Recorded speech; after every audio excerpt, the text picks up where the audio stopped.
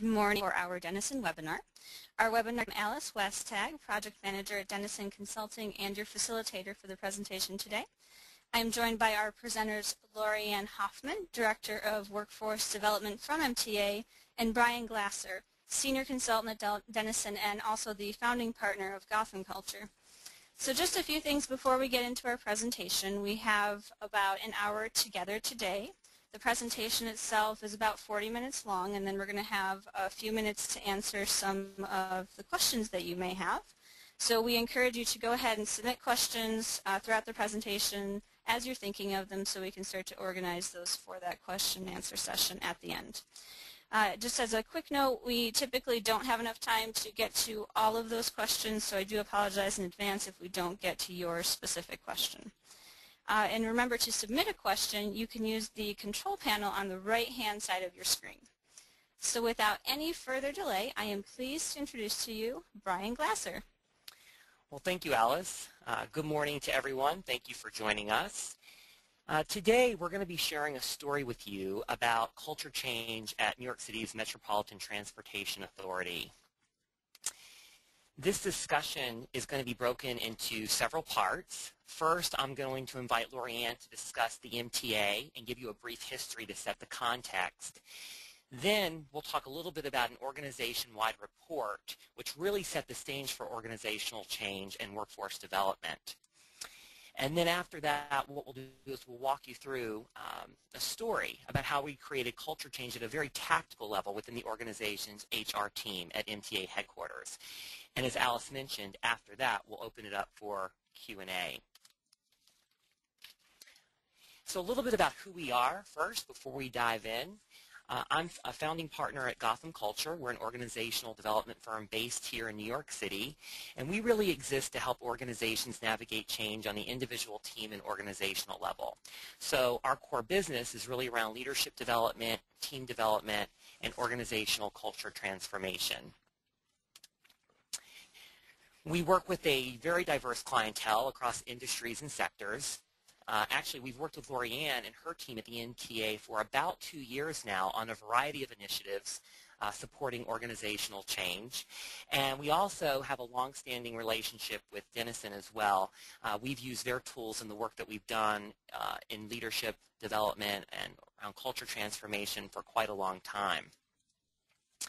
So with that said, what I'd like to do now is actually turn it over to Loriann, who's going to tell you a little bit more about the MTA. Thank you, Brian.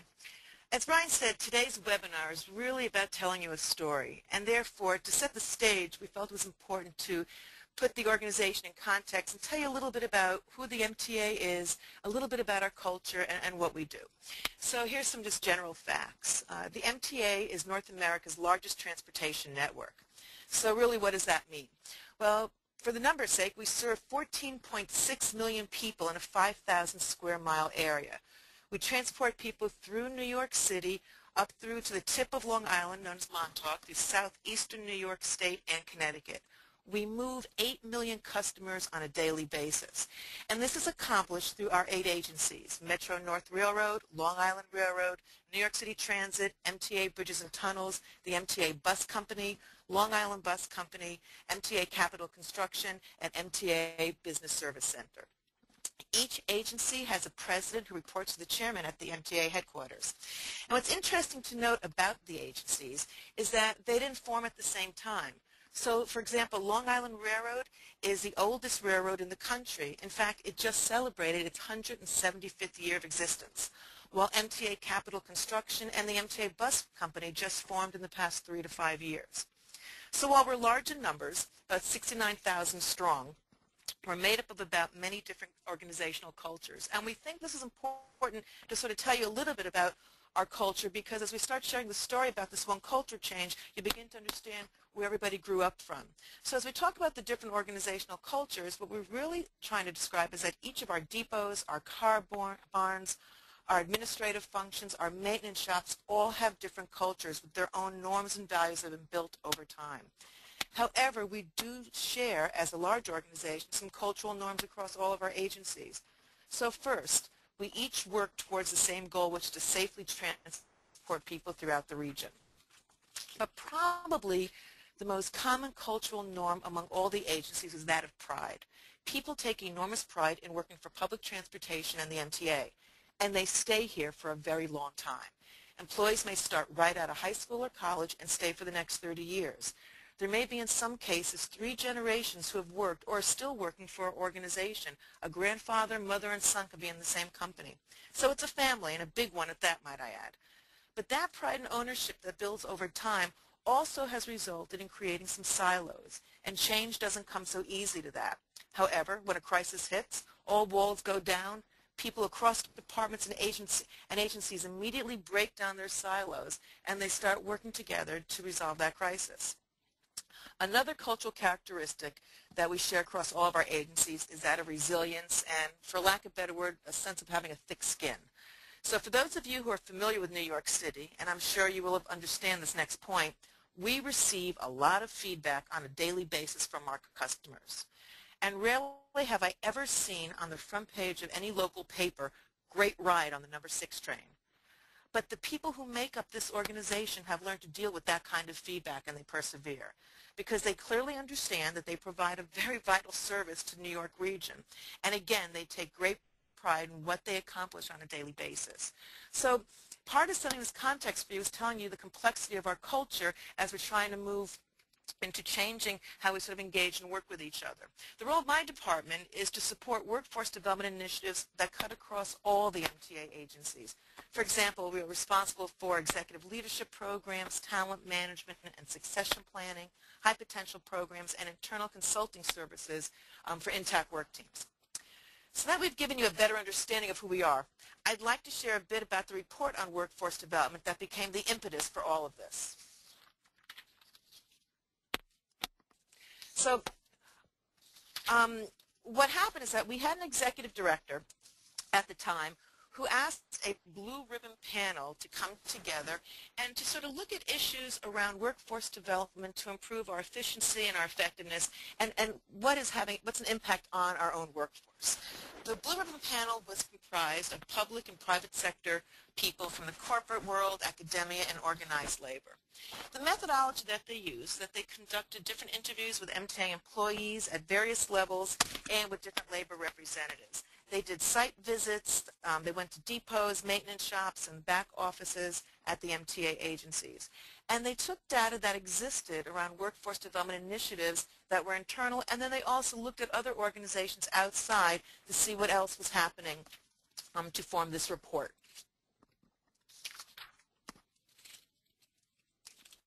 So what did we learn? Well, for those of us who were in the organizational development community across the different agencies, it really didn't come as a surprise to us. First, workforce development was the vision of the CEO at the time. And what we began to realize is while we are about 8 different companies, we lacked one cohesive culture as one organization. The workforce felt that there was a limited engagement about their involvement in issues around development. Some felt that they actually had reduced recognition programs. Some did more, some did less. We had a strong need for succession planning. As I mentioned earlier, people stayed for 30 years. So all of a sudden, like many in the country, the baby boomers were going to start retiring. And we didn't really develop our feeder pools for those next levels. So we had a strong need for that, and we needed workforce development to prepare people to take on those leadership roles and have a smooth transition. So what we did was that we took the report that was published, and it had 61 initiatives. And basically, from all those 61 initiatives, we organized them into 5 different areas. Interesting enough, while 61 initiatives to many people in the HR and OD worlds of our agencies was a daunting task, and people said, oh my God, more work, what we really began to realize is that we were doing a lot of these things already. So as we took the 61 initiatives, they became into 5 general topics, which you see on your screen: organizational culture, workforce development, succession planning, employee availability, and labor and management relations. And the way we organized it is that we decided that we had to sort of organize the process. So the real question was, now that we had the report, how are we going to implement these initiatives? Knowing what to do was one thing, but doing it seemed to be quite another. So what we did is we formed 3 interagency teams. One was workforce development that had succession planning in it, which I led, and we had an organizational team led by the chief of staff of MTA, and a labor relations team that was led by the director of labor relations at headquarters. And each agency's human resources, organization development and training leaders, chief of staffs, and heads of labor relations comprise those 3 teams. We spent a day together, and we took each of those 61 initiatives, categorized them under those 3 general topics, and then we broke them out into time frames of what could be achievable goals. So we went from 0 to 6 months, a 6 to 12-month time frame, and a 12 to 18-month time frame. It's important to understand here that the goal was not to lose an agency's autonomy. We were not looking for one-size-fits-all. Rather, what we really wanted to do was begin to engage the entire workforce by sharing our best practices regarding existing programs and to share the intellectual capital that really resides in all of our companies. So we wanted the teams to push this effort down their agencies. It was not about making more work. It was really about engaging the organization at all levels. So as we look at this, we decided to bring this to life and what we're going to do at headquarters for this. And there were a lot of initiatives happening across the entire company that was going to facilitate a culture change. So we decided, why this team? Why human resources? And so part of the story I want to share with you today is one small initiative that we undertook with the HR department at headquarters. The reason we chose HR was first, there was a new leadership. A director had left, and a new director who actually was in one of our agencies for many years came over to be the HR director at headquarters. There was a history of the team that there was a mix of brand new employees and those who have been here for years. And over the years, there seemed to be a different, there's an approach that people were sort of stuck in their ways. This was expressed by many of the members in the team. They felt micromanaged. They didn't feel really challenged. It was the same old thing they did day in and day out. Their processes were slow, and part of that's because they're part of a larger bureaucracy. As a result, they approached their work in a very reactive manner and were not very strategic. The other concern we had is that there was going to be a mass exodus, and so why not better to prepare that front line, HR, as the critical role in dealing with new people coming in and people leaving. So if we're going to look at change, this would be a good group to look at how they sort of deal with this new world. We also had this old culture and new culture, people who were there for many years, and we had brand new hires coming in right around this time. And we also had about 4 different generations working in the world of work right now who approach their work, their team processes differently. We had a strong sponsor in our chief of staff who really believed in this change effort. She was a direct report to the executive director and the CEO, so we got backing from that end. And also that what her real goal was, she wanted to change the face of HR. She wanted the customer to see them as a proactive group. So they became really the group that was ripe for change for us. So I'm going to turn it now back over to Brian, who's going to set the stage for how we started this process.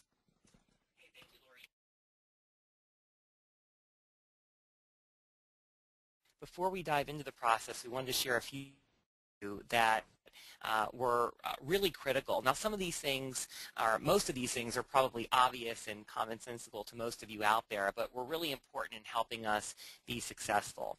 Really, the first piece, we really wanted to create that sense of urgency, and as Loriann mentioned, there was an impending mass exodus. So we wanted the group to know about that mass exodus and that they had a big role in helping bridge the old world and the new world as we onboarded new people to the organization. Also, making sure that people in the organization within HR were clear about why this change was necessary, that this culture process was not yet just another project on people's plate, but it was actually a critical ingredient in order for the group itself to be successful. Clarifying the scope became really critical as we thought about what the design of a process could look like to bring people together. So really asking the questions beforehand, what's changing in the organization that's going to results in really doing this? What will be different because of the changes? For people who have been there a long time, who's going to lose what because of these changes? All of that information really fed into us being able to design a process that was meaningful for the group. So in terms of data collection, we really did it on two levels. We conducted the Denison Organizational Culture Survey, otherwise known as the DOCS, which really helped us capture some quantitative metrics to give us an understanding of what people's perceptions were about the current culture according to this model. But in addition to that, we also wanted to really breathe life into that data. So we collected information via interviews with the sponsor and with other members of HR as well, so that we had both quantitative data and qualitative data that would serve as the platform moving forward. So the Denison model, many of you, I'm assuming, are probably somewhat familiar with the model. So I'm not going to go into great detail about the model. But really, the model asks four questions. Do we know where we're going? Are our people aligned and engaged around where we're going? Do the systems that we have create leverage? And are we listening to our customers? Are we really listening to the marketplace? And the real benefit about using this model for us, especially here in the HR group at the MTA, was that it allowed for a common language. When we talk about culture, oftentimes that word can be very nebulous and can mean very different things to different people. So the Denison allowed us all to ground ourselves around some common meaning around this topic of culture. It also really spoke to people at all levels. So everyone from the CEO, the chief of staff, down to the frontline individual contributor really could understand what was meant by the words in this model. So a couple of things that we found from the interviews that we conducted. In just a few minutes, I'll share with you the results of the Denison, but a couple of the themes from the data that we collected. First off, people acknowledged that they were very reactive, that they operated very well when crisis came about, but in terms of being proactive, they weren't as good at that. They also talked about the huge generation gap that existed in HR and how the generation gap really ended up leading to having different people with different expectations of each other, which could cause a bit of friction at times. There were also stories that people were holding on to about the past that didn't always allow the group to move forward. So we wanted to acknowledge that. And the last piece was really around the fact that people in the organization were not indifferent. They wanted to do a good job, but they weren't always clear about where they were going as a team. So you can see here that the stories that we heard from conducting these interviews really added valuable information that we may not have seen if we had just leveraged the survey alone.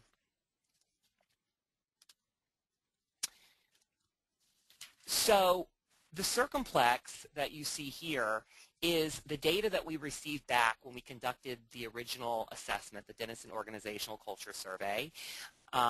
The circumplex shows the aggregate data from the entire team. So there were 34 people who participated in this survey, which was about a 95% response rate, which was great. And again, without walking through the specifics of what you see here line item by line item, you can start to see that, for example, core values and mission, those things are quite high. Things like creating change and customer focus are low. So without even reading the words on the circumplex, just by looking at the colors, you can start to see where the organization perceives themselves to be strong versus where they perceive themselves to be weak. I'm going to show you a couple of slides that really slice and dice the data. So here you can see the view of senior management, the chief of staff, the directors, and the assistant directors. This is their view of the world. Next, you'll see mid-level management's view of the world. We've got individual contributors.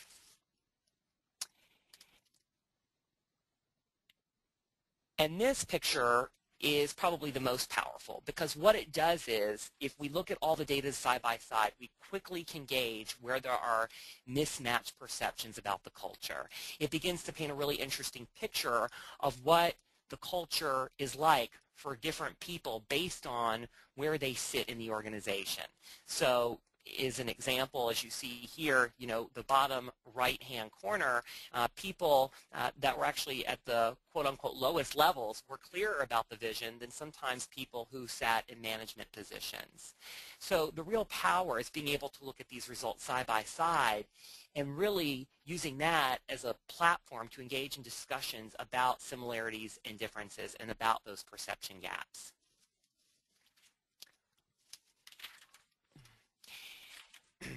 So this iceberg slide, many of you have probably seen this before, but we like to use this as an introduction, especially when we work around team alignment, because we all know that if we don't tap into the two-thirds that we don't always see, it's going to be a lot harder to execute some of the things that we do see, strategy, etc.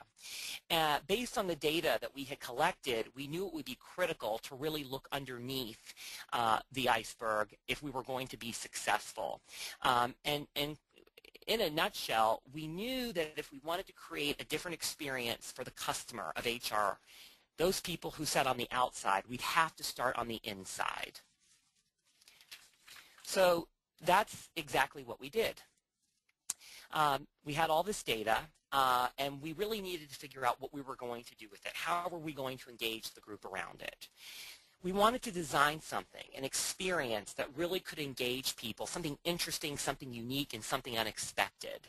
And so we took all the information that we had, and we brought everyone to an off-site location, which was at a different agency down on Broadway, a beautiful room overlooking the Statue of Liberty. It was really a great setting for this meeting. And one of the most memorable experiences of the day was when people arrived. We ended up buying a bunch of art supplies, glitter, markers, crayons. We had flip chart paper, glue, and you should have seen people's faces when they walked in.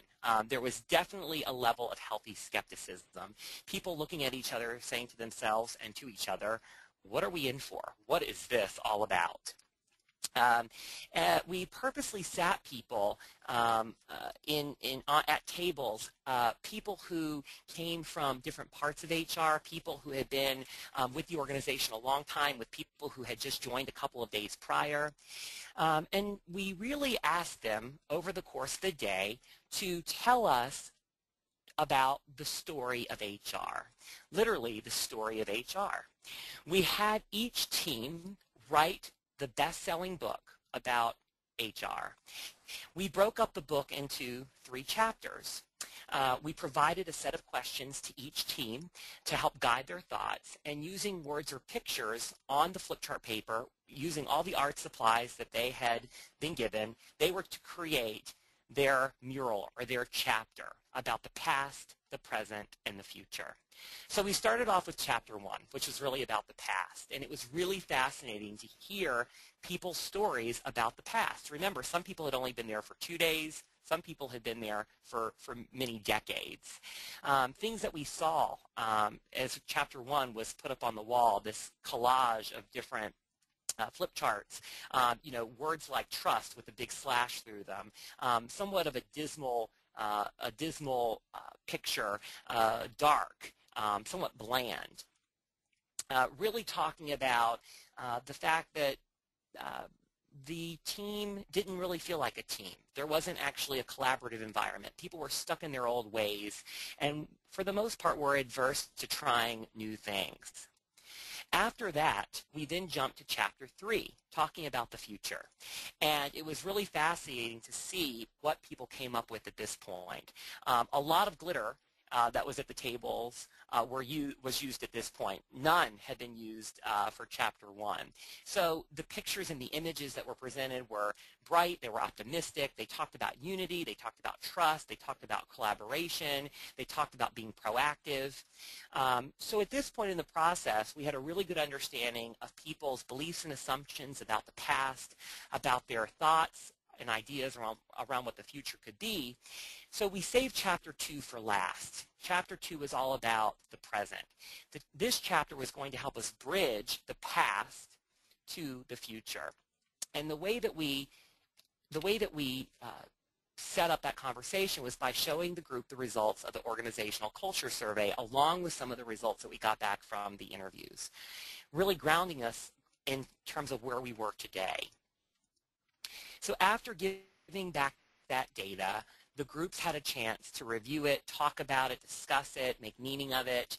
And after some time having deep dialogue, we actually asked the group to engage in a very democratic process.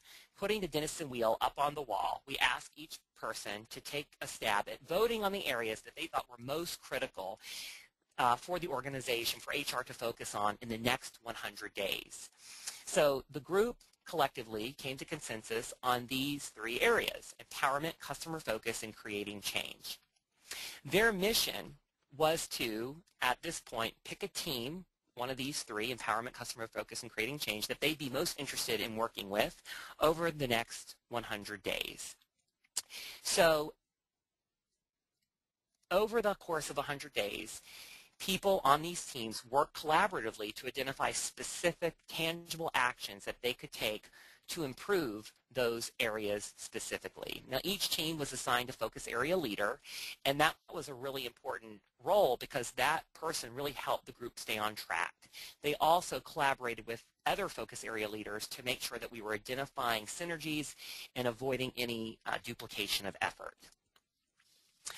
One thing that's important to mention is that we only allowed the group to pick the top 3 because what we knew is that if we ended up allowing them to pick more than that, if we created a laundry list of things, the chances of them doing anything in the 100 days would be less. So we wanted to give them a chance to do a couple of things that they were most passionate about really well.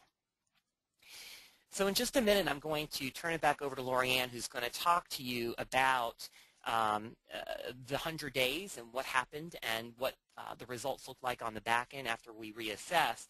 But before I do that, again, I just wanted to share with you some of the key ingredients that really helped us translate data into action. Now, again, I don't think any of these are new to any of you out there. I know I'm probably preaching to the choir, but again, you know, making time for change to happen, really having the sponsor communicate the sense of importance around this process, giving people a chance to spend time in meetings talking about these things, really making sure that we had identified quick wins so that people felt successful, that we were mitigating any risk of losing momentum. Also having an infrastructure in place to make sure that people were communicating across these teams, again, to avoid any duplication of effort, and also making sure that we were giving these teams a chance to make their progress visible so that people could see that things were happening even on teams that they weren't a part of. So what I'd like to do now is turn it back over to Loriann, who's going to talk to you a little bit more about what that 100 days looked like and some of the results that we got on the back end. Loriann? Thanks, Brian. So 100 days later, we asked people to take the survey again, but this time only on the 3 indices they were working on, which was empowerment, creating change, and customer focus. What we really wanted to do to see if those actions they were doing, if the needle was going to move in the change. They were meeting, and we'll talk to you a little bit later. First, we'll look at the 2 different wheels and make a comparison between what happened in July and what happened in December. And then after that, we're going to tell you a little bit about their first reactions to this. So if you first look at this next slide, you see on one side, you see what Brian was just talking to you about, the July numbers, and then you see December. And as you can see from this slide, 2 areas in adaptability increased in December 100 days later. That was in customer focus and creating change. However, we were quite perplexed, I must tell you, that we saw that the numbers on empowerment decreased. And as we mentioned, new employees were starting when we just had them come off site for this retreat. So imagine, you're starting in a brand new organization. You're invited to participate in an organizational change survey because somebody wants your opinion about how to make things better. You're asking them to participate in a retreat whereby your input is going to be requested to improve processes. And you're thinking, what a company. I'm engaged. This is fantastic. They really want me. I'm empowered to really make change. What a great career move. However, and that's a big however, the MTA is a large organization. And so no matter how empowered any one of these employees and members of the HR team might have felt towards their job or the actions they took, no matter how engaged they got in the organization, the sheer size of our bureaucracy caused them to sort of hit a brick wall at different points in time. So details sometimes become extremely onerous, the processes are. No matter how much you want to streamline your part of the business to make it better for the organization, the rest of the world could be working on a very different plan. And so we learned this because we brought the team back 100 days later when we saw these numbers and we said, what happened? We're just curious about this. There was no wrong or right. There wasn't anything negative about it. It is what it is. And we began to have a dialogue about what it is around the organization that just sort of frustrates you when you know you want to make things happen to improve a process, but there's just something larger in that world that you can't do. So that tells you a little bit about what we did during that part. The next thing I want to share with you is about the outcomes at the team level, what they all felt like. So I will tell you, after that one day, they all felt great. And even feedback I got from them, they walked in the room, they said, didn't know what we were going to be entering. I thought, oh, great, another day of touchy-feely stuff. What's it really going to be like? And when they started choosing their teams at the end of the day, again, I won't lie to you, the first thought was, oh, my God, what did I get myself into? More work to do on top of all of this other stuff? But as time went on, one could really see that these members of these teams were clearly engaged in the process. Cross-functional teams were meeting early mornings and lunchtimes. Processes, forms, activities were all being re-examined to be streamlined with the clear goal to focus on the customer. They wanted to create change to meet a new customer's needs. They had a different sense of urgency from the past. Things were getting signed quicker. There were turnaround times that were lessened. And the old familiar adage that says, you know, well, we tried that before, it won't work here, don't bother, was no longer a typical response. The world was open. You could try something new. You could work with somebody else. You actually got to tap into knowledge and skill sets of people who you normally didn't work with but who were in the same department as you were. The 3 interdepartmental teams concept really improved their communications as a staff. They reached out to help each other. And as I talked about in the very beginning about the MTA culture, this team also had its silos. And you began to see that this kind of activity, as simple as it could be, can actually begin to break down the silos in an organization. So there was a continuous learning process going on. The world was open. But now we had to look at really what was the outcome on the organizational level. And this wasn't as easy. As in most of these types of initiatives, this is probably the hardest part to quantify.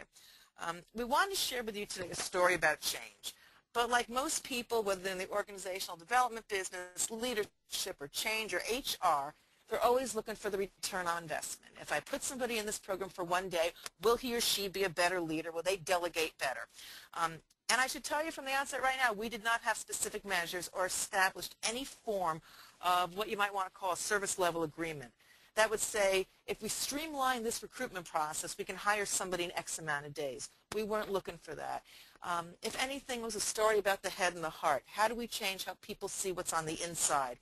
Nor did we have a formal evaluation process with our internal customers. In fact, many didn't even know we were embarking on this initiative.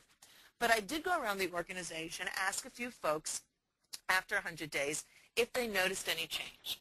And generally speaking, the word that came to most customers' mind was the word approachable. HR was more approachable. There was a proactive approach towards their business. I can give you an example that I'm a customer, and I got a phone call from one of the team members in HR who said to me, I noticed that one of your staff positions, the job description, hasn't been changed in about 8 years. Would you like some time to review it, and I can work with you to update it if things have changed around it? So the key to this is I never asked for this. They came to me and they made the suggestion. New ideas were being presented at the cross-department levels. There was a new sense of confidence and probably maybe a better sense of well-being about just your job. They had taken, in fact, this collaborative team concept beyond their own department and invited other agency HR departments to work and collaborate on sense of how they improve their own recruitment practices across all the agencies. So they're beginning to break down silos and engaging in this sort of cross-functional communication even beyond themselves. So before we end this piece, before I turn it over to Alex, I just want to tell you where we are today. And I'd be remiss if I didn't share with you some changes that have occurred organizationally since the time of the report on workforce development, which was about 2 years ago. And there have been a lot of changes at the MTA. First, New York State has a new governor, and as a result, we have a new chairman who just started a few weeks ago. So we are, as we have been before, in the middle of a change. And as always, we continue to adapt to it, and trains and buses and railroads and back office functions still keep doing their job. But I can't help but believe that this story about culture change with a small unit in a large organization has a happy ending. That, in fact, the team did change the face of HR, not just for themselves, but for their customers as well. And as Brian stated, we started on the inside, which we are clear made a very big difference on the outside. So I'd like to turn it back over to Alice, who will then help monitor some questions for us. Thank you, Loriann and Brian, for that presentation. We do have some questions that have come in during the course of the presentation. So for the first question, can you share a little bit about your results communication plan that you had for the change monitor? Sure, I can take that one. For the change monitor, what we did after we received those results, we met with the sponsor and we briefed the sponsor first and really tried to understand his interpretations of what we were seeing in the change monitor data.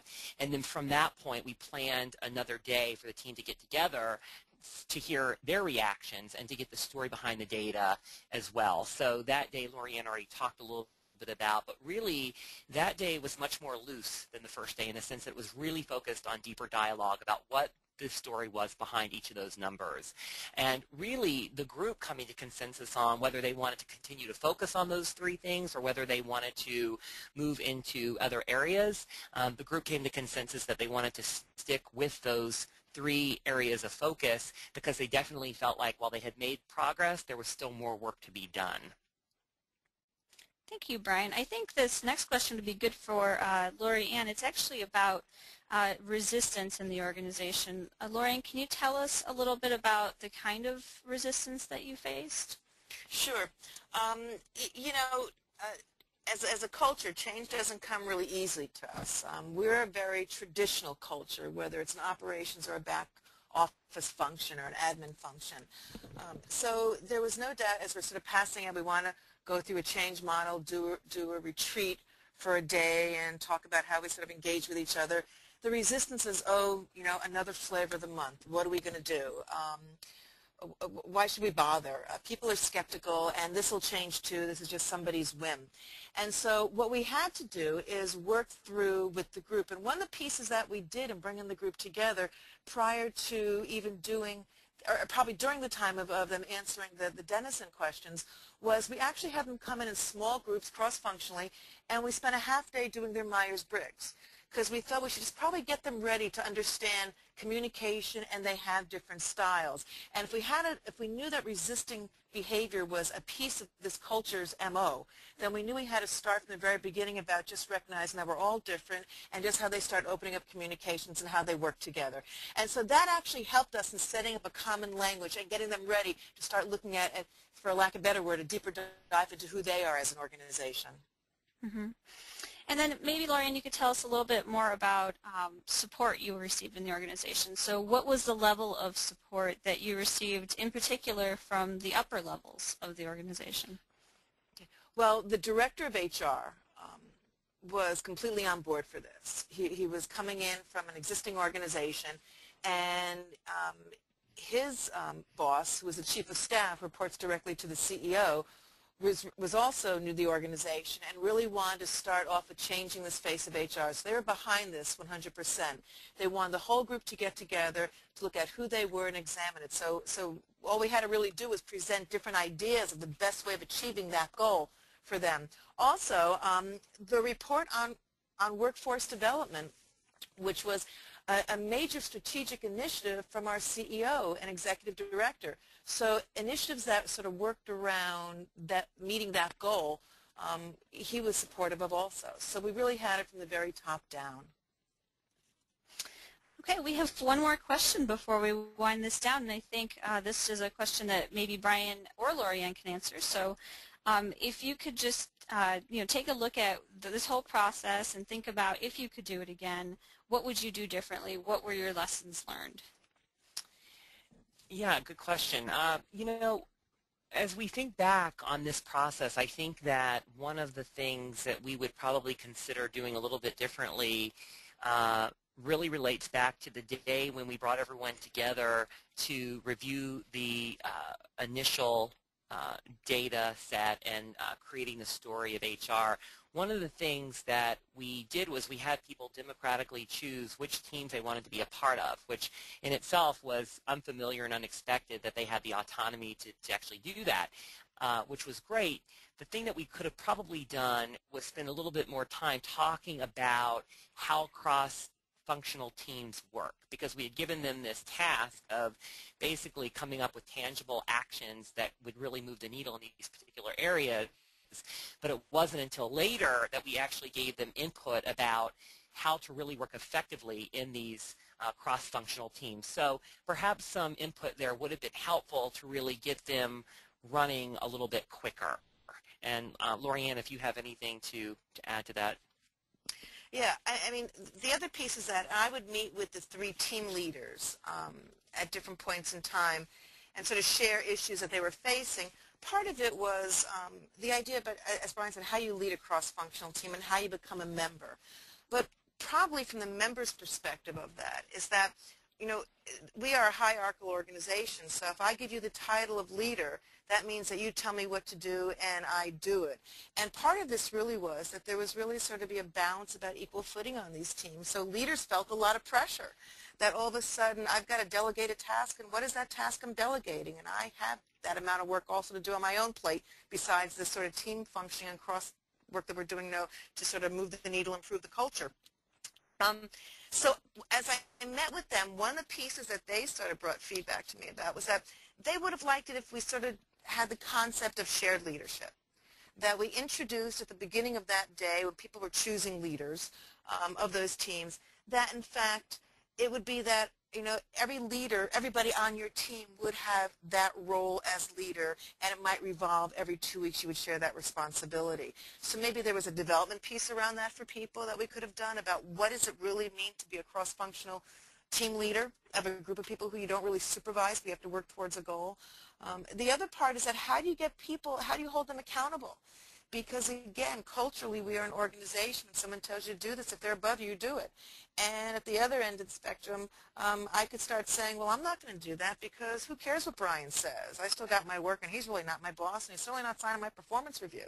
So, we had to give them probably a different set of skills around that behavior about working towards that goal. And I think maybe a little more upfront work about that would have been very helpful for us. The teams actually, a piece that I realized that at one point they all got together after the 100 days and they all made presentations to each other about what they achieved and about what they did and what issues they were facing, whether it was different processes they were working on or different actions they were taking. What was interesting is that some people said, gee, are we going to be able to switch teams?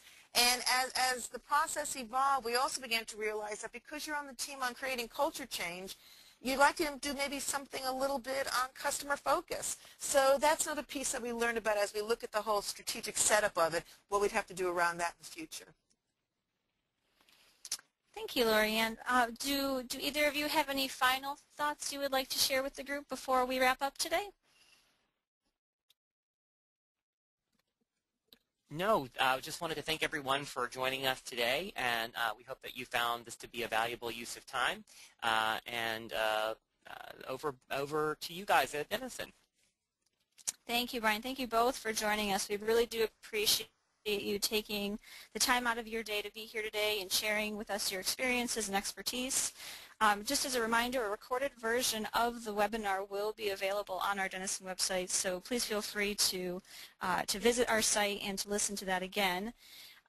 For those of you listening out there, I would also encourage you to contact us if you're interested in following up with Brian and maybe asking more questions, getting more information, and learning about more about his work with MTA and how he can help you. On a final note, our next webinar will be a continuation of our M&A series, It's part 3 of our series, and it's called M&A Culture Clashes, Diagnosing and Dealing with Them. And it will be led by Philip Mervis, who is an organizational thought leader in this area. That webinar will take place on November 11th, so keep an eye out for more information on that coming soon. We do hope to see you back for that presentation, and once again we are always appreciative of you taking the time out to join us for these webinars, and we look forward to having you join us for a future webinar.